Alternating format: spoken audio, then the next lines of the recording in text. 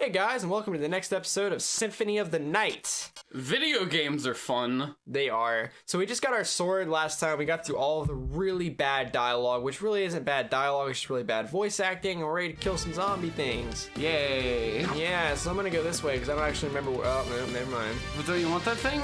No, I can't get it yet. There's a wall in the way. I swear, man, Donald Trump is around here somewhere. Like, no, walls don't just appear like that. Are you fucking serious? You made that joke in the car earlier, and you already had to blow it. You blew it in the second episode. Yeah, but I mean, I saw an opportunity, so I just used it. Anyway, that's our first save point, which had this really neat wireframe thing that was cool when we did That was cool in the 90s. It was, but it's not I wasn't alive in the 90s. Well, I mean, I was alive at the end of the 90s. So what you're telling me is that you're like 16? Because you would have to be 16 to have not been alive in the 90s. Fuck you, you know what I meant. Yeah, that's what I'm saying. Oh yeah, there's a neat little thing right there in the middle where it says CD. Oh, I think I know about this. That was actually, it was a hint that if you put this into a CD player, there was a hidden track on the soundtrack that you could listen to that wasn't. Oh yeah, one of the funny things is if you put it into a CD player, like you'll get a voice from, is it Alucard? And he's like, this is not a CD, and it's a video game, don't put it in a CD player, some shit like that, and then it plays the audio. I think you will, and if you put this game into newer systems, it actually reads as like a multimedia disc. Which is just kind of like a neat little Easter egg. A lot of, actually, surprisingly enough, a lot of PS1 games, if you put them in a CD player, it will play them like a CD. Well, tell me some other examples of this. I've never heard of this really. Rayman is an example. What all's on the disc for that? Well, I mean, it's the soundtrack for Rayman. Oh, that's neat. Back in the days. Also something of interest with that is, if you take out the disc while the game is running, right, and you put in a CD, it'll play the CD music. Huh? So you can play the game with another game's soundtrack if you really wanted to. Yeah. That's actually how the Vib Ribbon works. Are you familiar with that? I am not. It was a rhythm game made by the same people that made Parappa the Rapper. And it's like like you play as like this wireframe rabbit thing, and it's really cute and adorable and fun, and the songs are all good. And one of the main premises is like there's songs of its own on it, right? But the main idea is that you put your own CDs in it, and it makes levels out of your CDs. That's actually pretty interesting, and I know a lot of games did things similar to that later that got a lot of praise.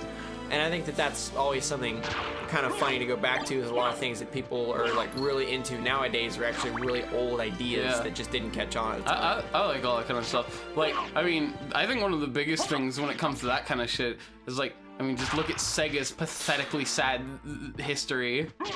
Like, I mean, they basically invented online for video games. They really did, and I don't remember. Like, I remember when I was younger trying to make the Dreamcast internet thing work, and it was a horrible experience. It wasn't good. It wasn't. But it was a start. It was there, and I think that that's what counts, I guess. Oh, God, the Saturn did something. I can't remember. I mean, the Saturn, like, they made games where it's like, hey, you have to buy a separate controller to play this game. Like, well, yeah, I mean, like, Knights had its own controller and shit. Yeah, so did Virtual On. I really want to get a Saturn controller, like the normal Saturn controller for playing fighting games, because I've heard that they're very nice for that. Yeah, I mean, they're basically set up like, if I remember correctly, they're set up like... Well, they're game pads. Yeah. So, another fun thing is, for those of you... There's new age kids that, Them new age kids, i.e. like the 15 and 12-year-olds of the world. Yeah, that never got to play this one, but love the DS Castlevanias. Just about every enemy that you like about those games actually comes from this one. Just about every enemy that you like in this game comes from the original. Yep. The axe armors, the bats, all of it. Oh god, I hate the Skelemans. Yeah, these guys, I thought these guys were really cool, and I remember whenever because I played the DS ones first, and then whenever I came back to play this game, I noticed that, I'm like, I've seen that guy before, that guy was in Portrait of Ruin, etc. And so that's actually why I got a lot more respect for the Game Boy Advance games, because they had completely redesigned sprites. which was completely like they were the same enemies, but they were different sprites. Yeah, I was playing Circle of the Moon earlier. By the way, not too terribly in the Circle of the Moon. It's very sluggish. It is very sluggish. It's kind of like if they tried to take the old style of Castlevania and make it play more like Symphony of the Night. See, you know what I think is the problem? It would all be so much better if the dash worked differently than it did. Yeah, right. Because like if you're not dashing, you're going so slow you can't even make it up ledges. Yeah, you'll like skin your thumbs so bad. I hate this boss, but I actually have the axe, which is really good for dealing with this guy. Yeah. Oh yeah, sub weapons, man. Don't ever underestimate them. They're pretty easy. Unless you're playing the Castlevania 4, then it doesn't even matter because your whip does the same thing as all the other sub weapons. Basically. Alright, so the first part's down. You know, it's actually like a really hard way to beat this boss fight is to try to kill this guy first. And if you do, if I recall correctly, the Slogra gets a different set of... What's the Slogra? Slogra was the thing with the really long beak. And I think that thing's called a Gabron, if I remember. Oh man, that slowdown. Oh yeah, look at that frame rate. The PlayStation cannot handle it. It couldn't do it, but I'm pretty sure it was intentional because that was not exactly a complicated particle effect. But yeah, if you beat the flying thing first, I'm pretty sure the Slogger gets a new set of moves too. I remember when I first killed one of these zombies and I thought that it had like the coolest death animation ever because I'm a sucker for cool blood graphics. And yeah. I like skeletons. I like the ones that throw bones because they're silly. Man, Mr. Skeletal is everywhere in this game. Oh man, I love me some skeletons. There's too much calcium to handle this game. Oh my god. Updoots, please. Yeah, if you're watching this right now, give us some updoots. Yeah, man, updoots are always good. We could use some updoots. Because you see, the thing is, if you like the video, then more people will see it. And that's good for us. So if you think that we're funny, don't waste any time. Just click the like button. Yeah. No, we're not gonna make you. Well, actually, we might find you. We might maybe insert some of those like really obscure Shin Megami Tensei logout messages. And pretty sure the only people here that are gonna get that are the ones that played Imagine, but that's okay. I think that it probably also isn't a good idea to threaten our audience. Probably not, but he's the one that did that, not me, so I don't really have to sweat it. Well, I mean, I don't know. I mean, we could just like criticize that one dude. That one guy. We're not gonna name him though. He's like the first guy to dislike this video. Ooh, so if you're thinking you're gonna be edgy, Mr. Edgelord. Yeah, whoever the first one disliked the video is, we're talking about you. Yeah, so now you're gonna be like, whoa, what? Maybe. What is it?